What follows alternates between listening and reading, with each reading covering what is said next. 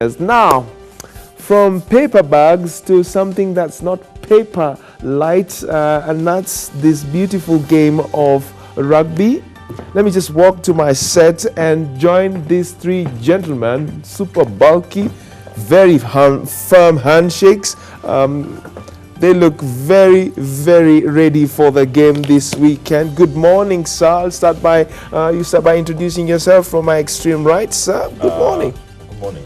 Yes. My name is Lyle Seje and play for the Simbas. Play for the Simbas. Yeah. I'm Simon Muniafu. I play for the Simbas as well. Simon and Lyle Asiligwa. Lyle Asiligwa plays for the Simba. These three gentlemen are here to campaign so that you go and support them. The game is happening tomorrow? Yeah, Yeah. it's happening tomorrow. Good. 4 So, p.m. 4 p.m. tomorrow at Carrier Theatre Grounds. Yes. Right. Now, I'll start with you, sir. What has been the preparation like?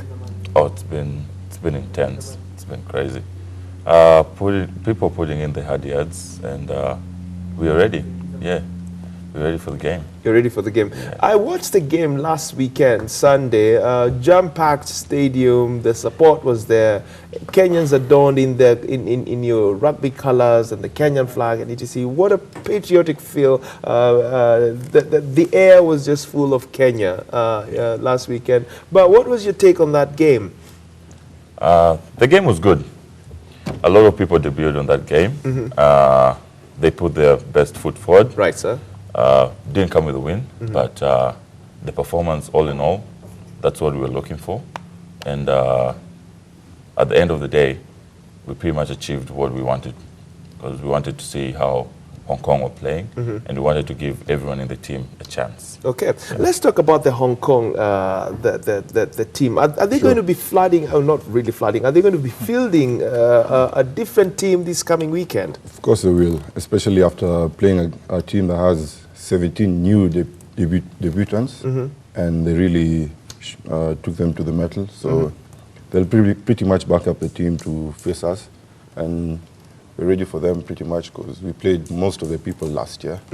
Yeah, the same Tattoo City series, and we played them last year, so it's ideally the same objective as we had last year, to win the second series so that we can improve our rankings. Okay, Bwana Asiligwa here. Tell me, how then are you Simbas going to? What's the strategy? Not that you're speaking on behalf of the coach, but I mean, as teammates, you already know. Okay, fine. He's a strong flank. He's going to be. What do you think would be the winning strategy for Kenya tomorrow? The winning strategy is, of course, to just speed up the game from the get-go.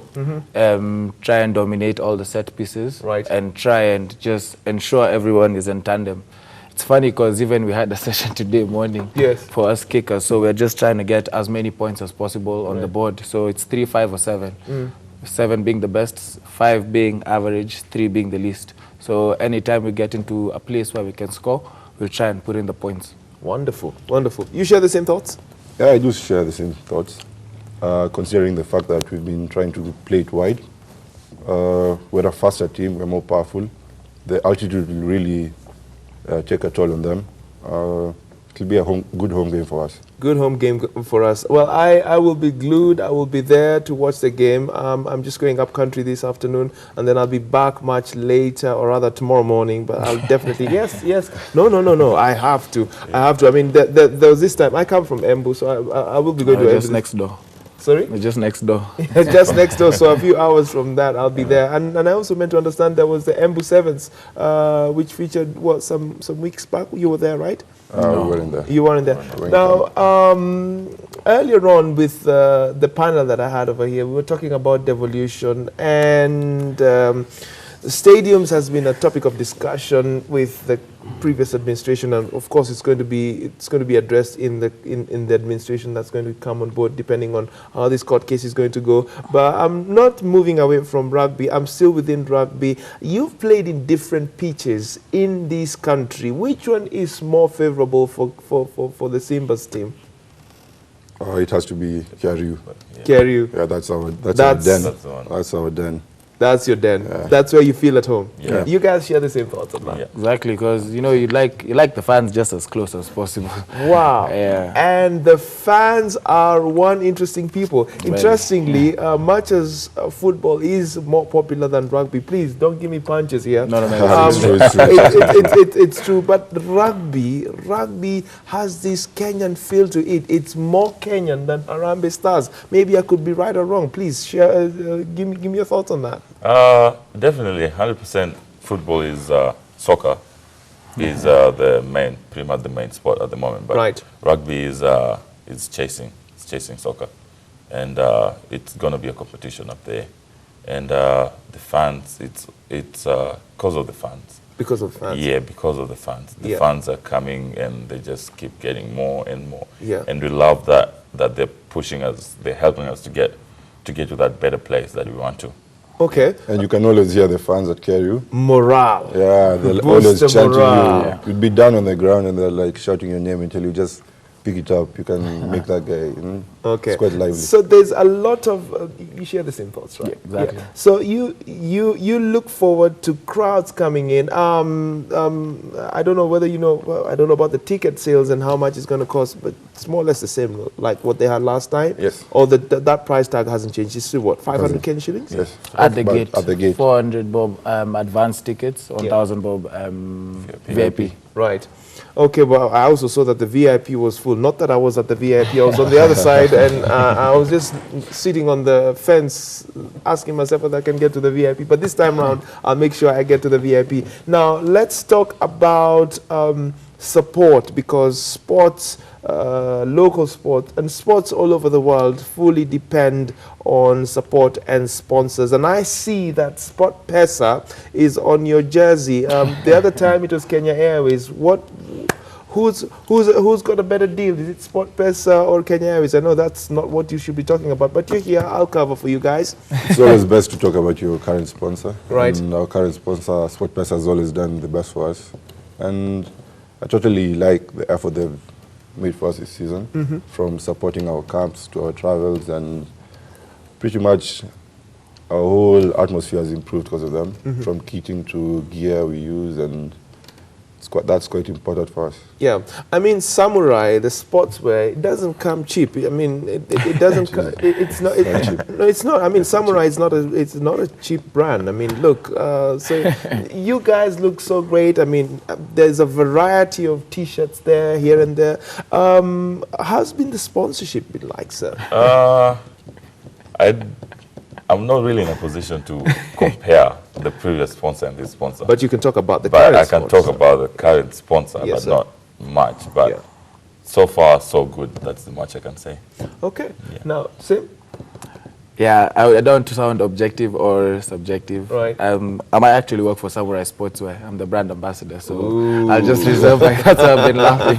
That's why I've been laughing with them. So yeah, I can reserve my comments. But anyway, it's a good brand, good stuff, and just looking forward to bigger and better deals. Bigger and better deals. Yes. Now, let's come back to the game, because that is where it matters the most. What are your strongest points?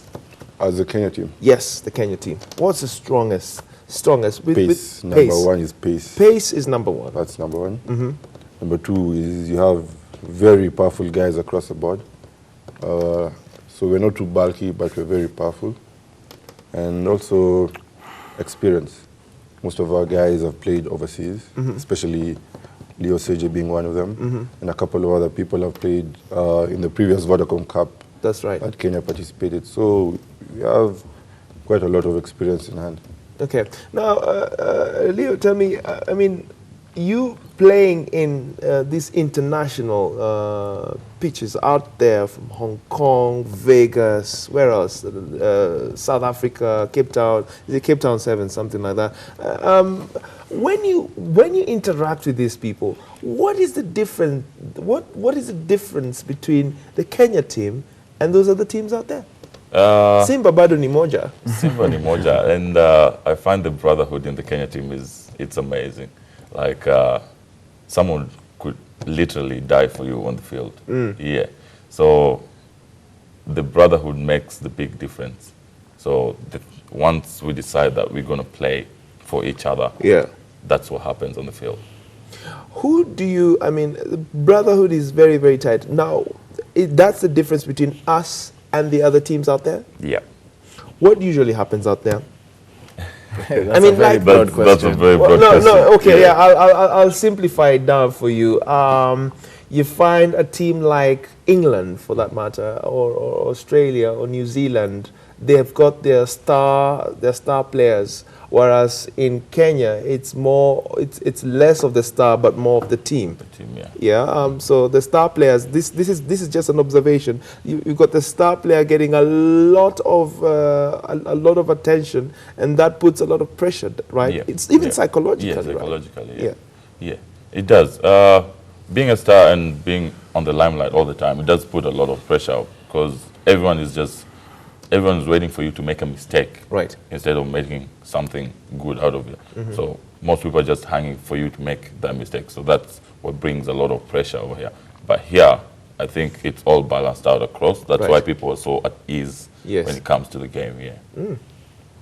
Same sentiments, but I can just add, it's funny because very many Kenyans, actually East Africans, always look at the negatives. Oh, what's the problem? What's this? What's that? No, but with the Simba 15s, we're just more focused and we drive each other's agendas and we're all in tandem. Like by the time we get to camp, time is kept, gameplays are understood, everything is understood, and all of us are in one page. I totally agree with them. And just to add on that, especially in Kenya, the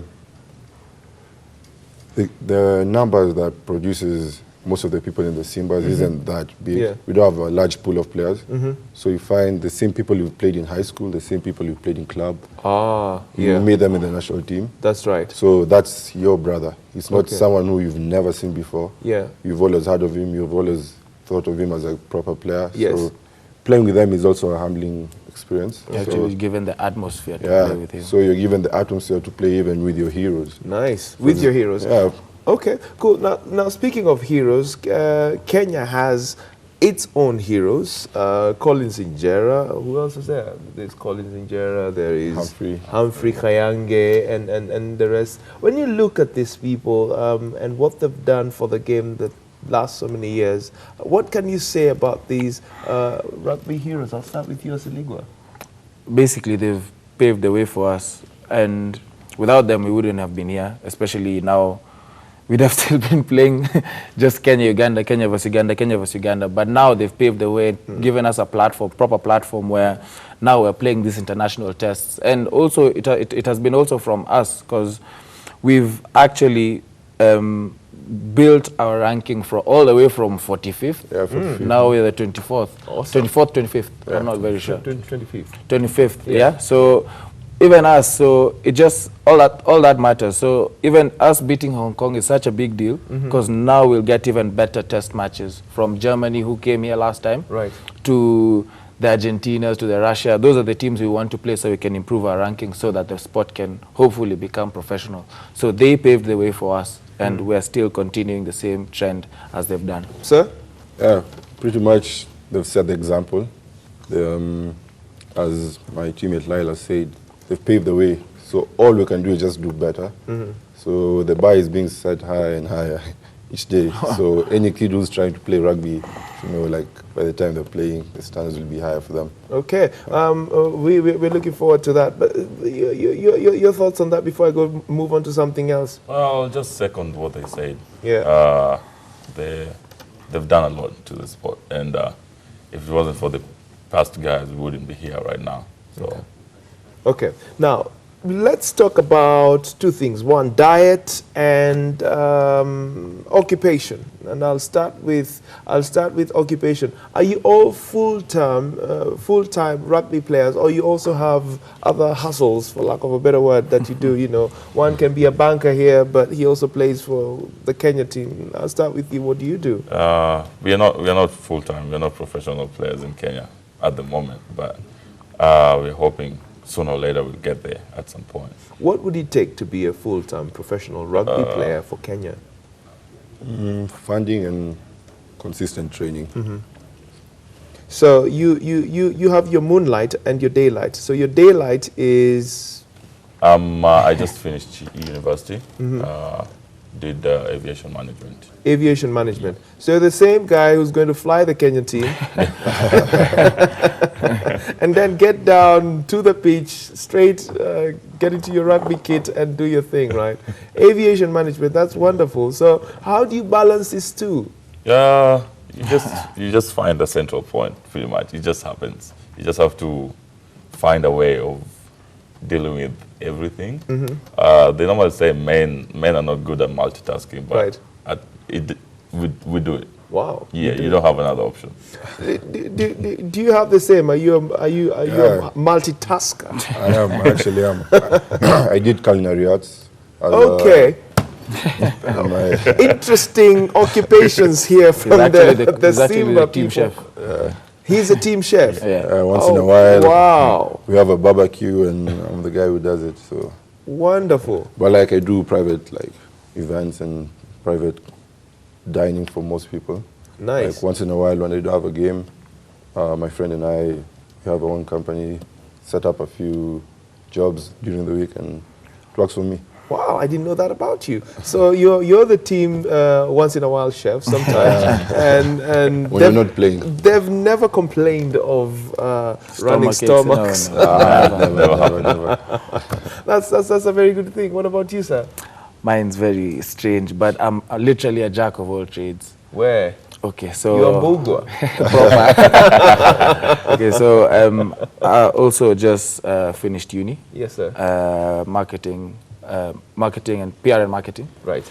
Okay, I work for Samurai Sportswear. I'm a founder of an NGO. Correct. I'm a founder of Simba Rugby Academy, which is a youthful academy where we bring kids together for a professional setup, and we train them. Also, I'm in one of the committees for househeads. I like Afro house music. Ooh. So I throw a lot of, not DJ, just throw events. Yeah. Throw events. Now, very quick one. I could be having one person who's watching this show, and they want to know, fine, yes, I have got what it takes to become a rugby player, but what should I be eating? I'll start with you, Chef. DC.